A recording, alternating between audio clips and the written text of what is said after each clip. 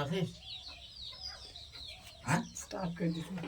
আচ্ছা ঠিক আছে দেখ, তো আমরা আজকে শিখবো দশমিক থেকে অন্য যেগুলো আছে, যে সংখ্যা পদ্ধতি আছে সবগুলোতে কনভার্ট করা। যেমন দশমিক থেকে বাইনারি, দশমিক থেকে বাইনারি, দশমিক থেকে অক্টাল, দশমিক থেকে হেক্সাডেসিমাল। তো একটা জিনিস মনে রাখবো, একটা শর্টকাট টেকনিক মনে রাখলে এগুলো সব পারা যাবে। কি টেকনিক? যখনই বলবে দশমিক থেকে অন্য সংখ্যা পদ্ধতিতে বের করো বা রূপান্তর করো, তখন কি করব?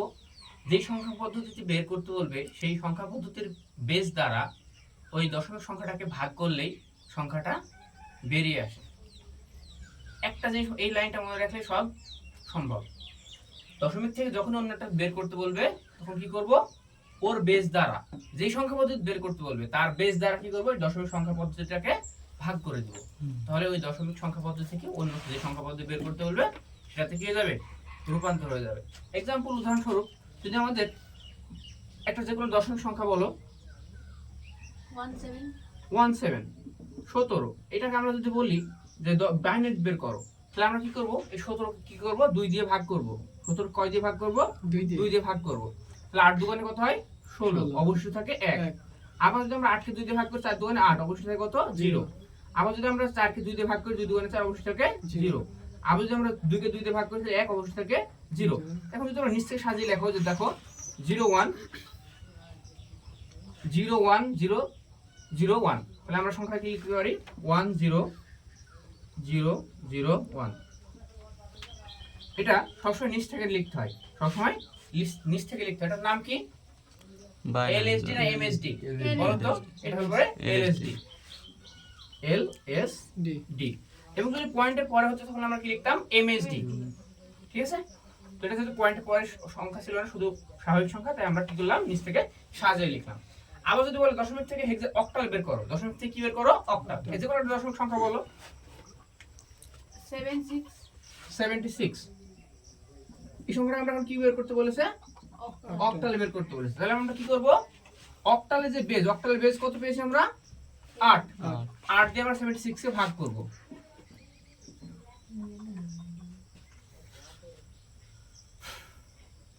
তাহলে দেখো 8 দিয়ে যদি 9 কে ভাগ করি, 8 9 72, তাহলে কত? 72।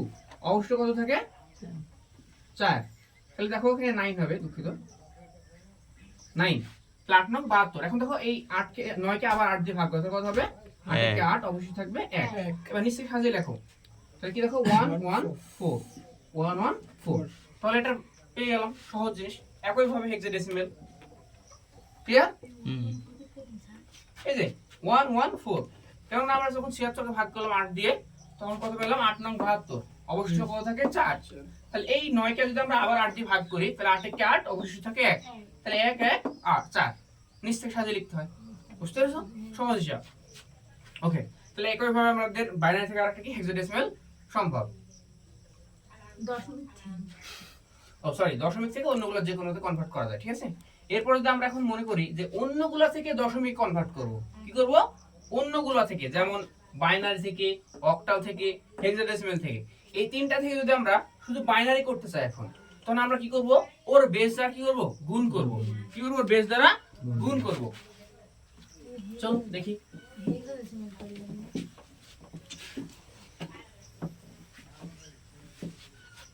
তাহলে আমরা এখন করব কি? যে কোনো সংখ্যা থেকে, সবগুলো থেকে আমরা এখন কি করব? দশমিক। সবগুলো থেকে আমরা এখন কি করব? দশমিক করব। তাহলে একটা বাইনারি সংখ্যা বলো 1011। এটাকে আমরা কি করতে বলেছে? যে দশমিকে কনভার্ট করো, বা দশমিকে রূপান্তর করো। তাহলে আমরা কি বললাম? ওর বেস দ্বারা কি করব? গুণ করব। তাহলে 1 * 2 প্লাস 0 * 2 প্লাস 1 * 2 প্লাস 1 * 2। এবার কি করব? পাওয়ার 0 থেকে দিতে দিতে ডান দিক থেকে চলে আসবো। ঠিক আছে? তাহলে 2 এর উপর পাওয়ার 0, 2 এর উপর পাওয়ার 1, 2 এর উপর পাওয়ার 2, 2 এর উপর পাওয়ার 3। তো 2 এর উপর 3 দিলে কত হয়? 8। 8 এর সাথে 1 গুণ করলে 8 * 1 = 8, যোগ 0 এর সাথে গুণ করলে একদম 0, আর ক্যালকুলেশন দরকার নাই। তাহলে 2 এর উপর 1 দিলে কত হয়? 2, 2 * 1 = 2, যোগ কার উপর 0 মানে তার মান কত? 1। 1 এর সাথে 1 গুণ করলে হয় 1, তাহলে দেখো 8 আর 2 10 আর 1 11। এই যে কাহিনী শেষ। এখন তোমাকে যদি বলে যে একটা হেক্সাডেসিমাল থেকে বের করো, একটা হেক্সাডেসিমাল থেকে দশমিক বের করো, তো একটা হেক্সাডেসিমাল সংখ্যা বলো। 7 6 764 5 তো আমাদের মনে রাখতে হবে হেক্সাডেসিমাল 10 থেকে কিন্তু আমাদের সংখ্যাটা পরিবর্তন হয়। 10 ইকুয়াল টু কি a, তারপর 11 ইকুয়াল টু কি B, b, 12 ইকুয়াল টু কি C, c, 13 equal to d, 14 equal to e এবং 15 ইকুয়াল টু F, f। এটা আমাদের কিন্তু মনে রাখতে হবে, ঠিক আছে? তো আমরা এখন যদি বের করি কত, একটা হেক্সাডেসিমাল থেকে কি করব আমরা, দশমিক বের করব। কি কোথা থেকে হেক্সাডেসিমাল থেকে কি করব এখন আমরা, দশমিক।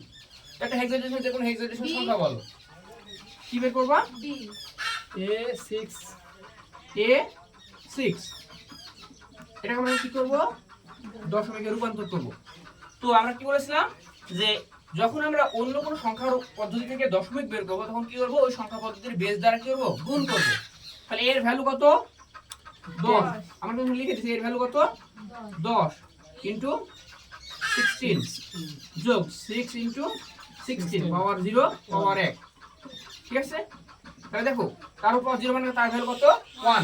1 সাথে 6 গুণ করলে 6 থেকে 6 প্লাস 16 এর পর 1 গুণ করলে কত হয়, 16। 16 সাথে আমরা 10 গুণ করি তাহলে 160। তাহলে 160 আর 6 যোগ করলে কত হয়, 166। বাস, এটা সহজ। এরপর যদি মনে করো অক্টাল থেকে আমরা এখন একটা ডেসিমেল পদ্ধতি বের করব। অক্টাল থেকে ডেসিমেল পদ্ধতি এবার দশমিক বা দশমিক পদ্ধতি একই জিনিস। এবার পর অক্টাল, এর থেকে আমরা বের করব কি, ডেসিমেল। তো যে একটা অক্টাল সংখ্যা পদ্ধতি বলো, যে কোনো 7 6 ওটা একটা বের করছো, অন্য একটা বলো। 3 3 5 7 6